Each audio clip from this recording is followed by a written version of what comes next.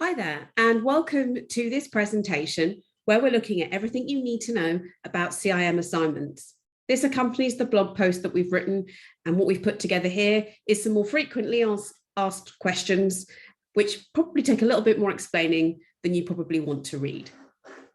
So let's kick off with our first question, which we often get asked by many students. How do I choose the organisation that I'm going to feature and focus on in my assignment? Well, we've got some tips for you here that we offer to most of our students. Where possible, you should always try and focus on your current organisation. Ideally, this is an organisation that you're working for at the moment. We do understand those of you that may be coming to us to study or studying for your CIM qualification might not be working at the moment, or maybe working at an organisation which makes it difficult potentially to include for your assignment. If that is you, then we have some other alternatives for you. First of all, it could be an organisation that you might have worked for in the past. So it could be an organisation you worked for relatively recently. It could be an organisation that your friends or family work for. That is often suitable. You could consider a startup maybe for your organisation as well. Sometimes that can be a little bit tricky depending on the level, but certainly startups are an option. A couple of other tips for you though. If you work for a really large organisation, so an organisation, a global organisation with many different perhaps elements to the organisation or sells lots of different products and services, you may want to focus on one specific region, one section of the organisation, or maybe a strategic business unit or a particular range of products or services that they offer. If you are not working at the moment, or you don't work for them, try to avoid large global organizations. So if you don't work for McDonald's, maybe try not to focus on McDonald's in your assignment, especially at the higher levels for CIM qualifications, just because you obviously don't have that intricate knowledge that is required to address the tasks that are provided for you. Another popular question around CIM assignments is, how do I choose my theme? As we identified in the blog post, every assignment from the CIM has a particular theme which you need to focus on in your assignment, and it needs to be, you need to demonstrate that it's threaded through that particular your particular answers and all through your tasks as well. So choosing your theme is really, really important, and we have some tips for you here. So the theme is related to the marketing approaches which your organisation or any organisation could follow. So it's really important that you choose your theme based upon the kind of, the approach that your organisation is focused on right now with their marketing, or where they're heading with their marketing. So it could be things like customer acquisition or customer retention. It could be things about maintaining a competitive position in the market. It could be about gaining a competitive advantage with customer experience. It just depends where your organization's focus is right now. You will need to select one of those themes to focus on and base all of your tasks in that assignment on that one theme.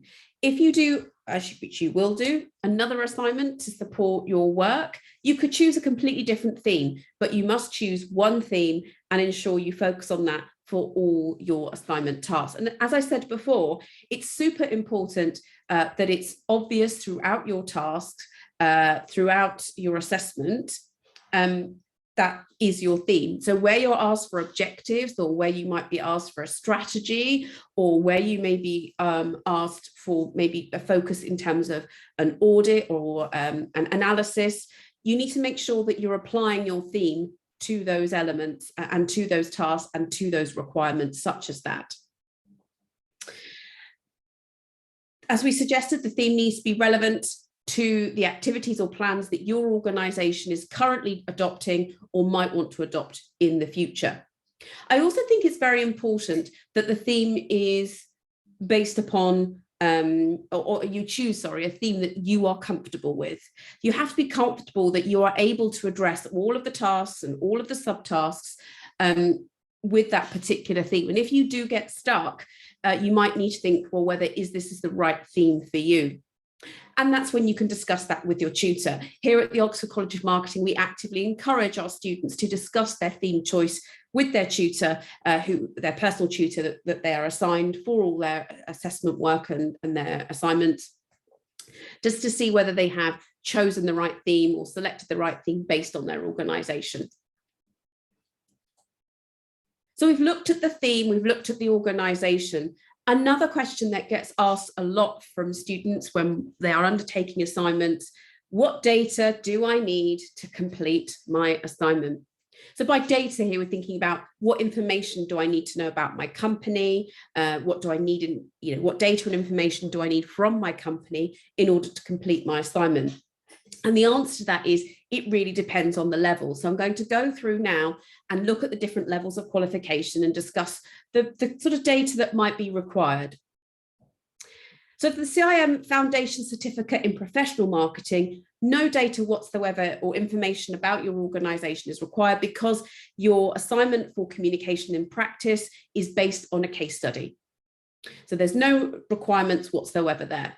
If you choose the Foundation Certificate in Professional Digital Marketing, this qualification, you could choose any organisation because only really basic information and data is required about the organisation, including an understanding of the digital tools and techniques that they utilise.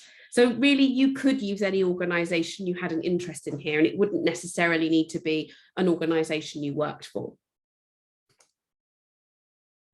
When we get on to the CIM Certificate in Professional Marketing and also the CIM Certificate in Professional Digital Marketing, these are both the same, and our advice here, they do require some information and some data from the organisation you have chosen to complete the assessments in order to support the answers that you are presenting within your assignment and assignment answers.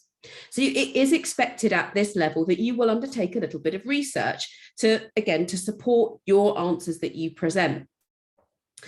The data information that you utilize can be based on internal sources, so things like internal reports, it could be CRM tools, it could be analytics. It is helpful if you have that, but it is certainly not essential at level 4 at all. Your assignment can be completely addressed through utilizing any external information you have access to, any external reports perhaps, and also secondary sources of data. And what we provide at the Oxford College of Marketing is we provide a range of recommended tools, as well as also we provide access to different data sets and recommended secondary sources to help those who perhaps don't have access to internal data and information about their organisation, to help them complete their modules, and specifically the digital modules, which many students worry about.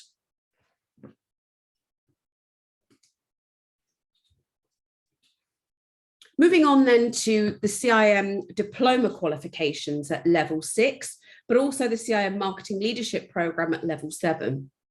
Now, obviously, this is a more advanced level qualification, and data and information is required at this level to support and justify your answers.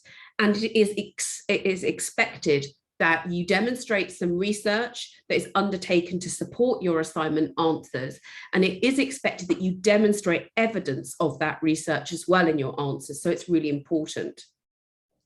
So getting that data and information from internal sources, so here reports and tools, as we talked about before, potentially analytics, that is preferable, but it is certainly not essential. All assignments can be addressed, as with level 4, through the use of external and secondary sources. Where students don't have access to internal information or internal information, internal data sets, we as a college we provide guidance for that. So guidance as to how these tasks could be potentially addressed, especially for the digital modules at level 6. We provide specific guidance as to how to address those without necessarily access to things like Google Analytics, which might be required when producing something like a conversion optimization report for the digital optimization module.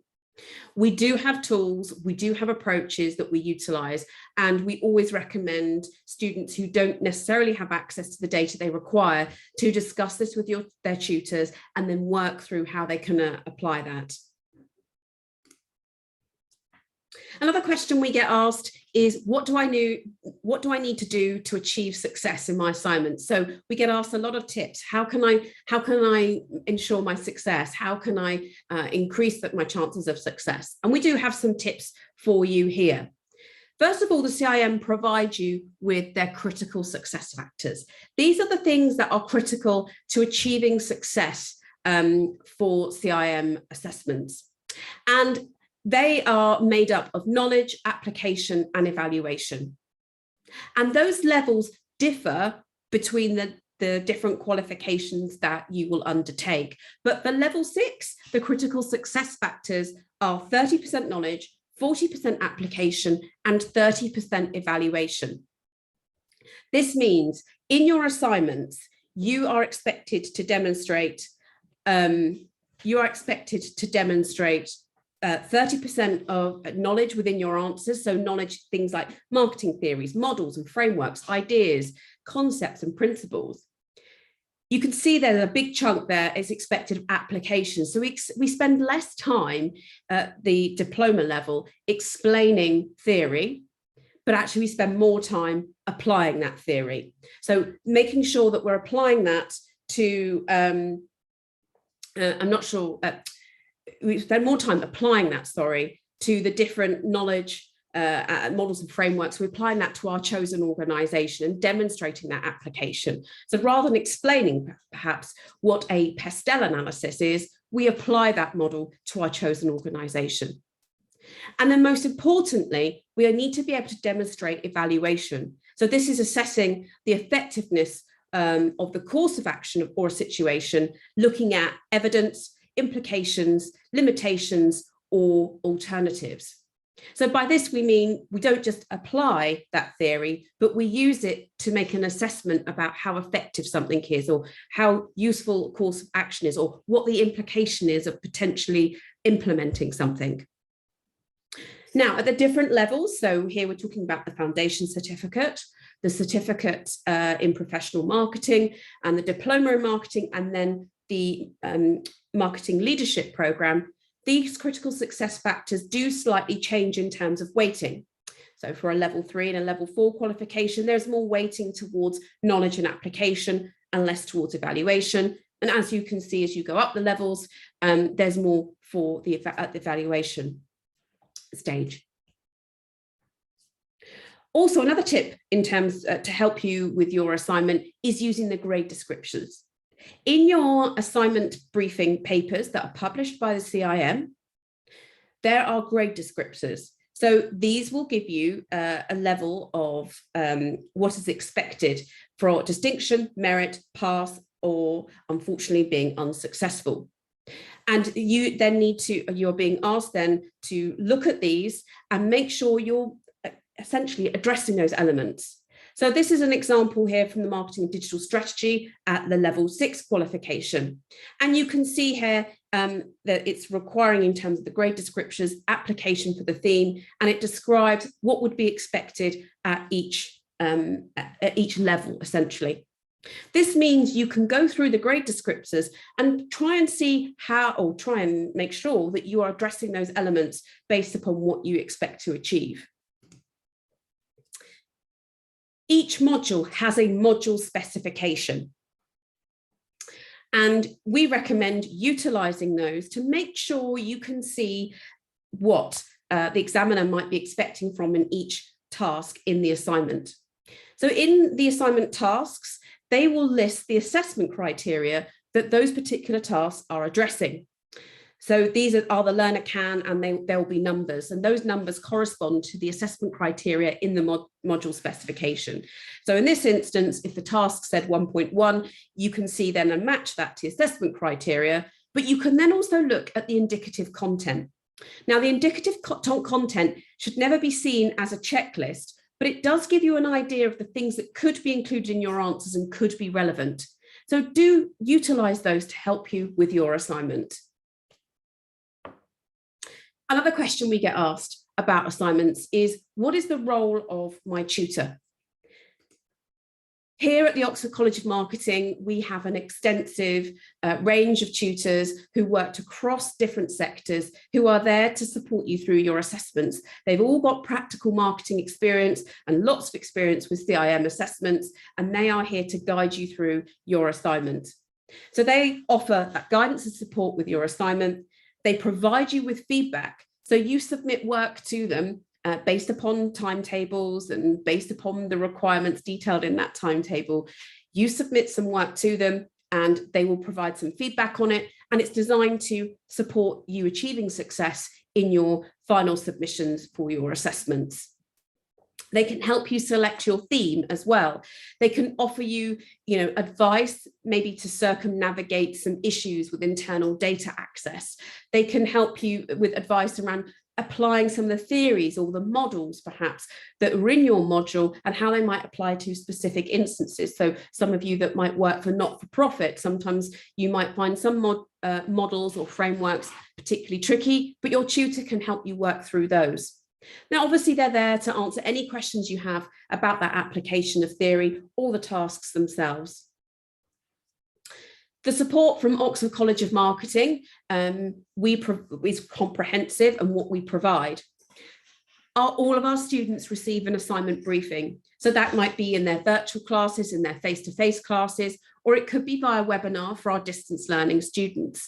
The idea is that there's a question and answer session as part of that. There is a follow-up as well, webinar or session, after students have received some feedback on their assignment plans. Students get full access to our support team, Facebook groups, and also full support from their tutor throughout their assignment process with us. We produce some tailored guides as well on how students can access the data they need, the information that they need, maybe how to address tasks when internal data might not be available to them. We also provide 2 sets of feedback on the assignment. Now, this is based on an assignment plan, which is around 30% of the word count for each task. That's what students submit first. The idea of submitting that in the first instance is that it ensures that students are on the right track before they then go and complete their entire assignment for feedback by their tutor. The tutor will give feedback at both stages, and it's written feedback, so it's comments on your assignment itself. Tutors are then often available via email or via phone to have a discussion with any questions that you might have. So that concludes this brief presentation about everything you need to know about CIM assignments. We hope you found it useful.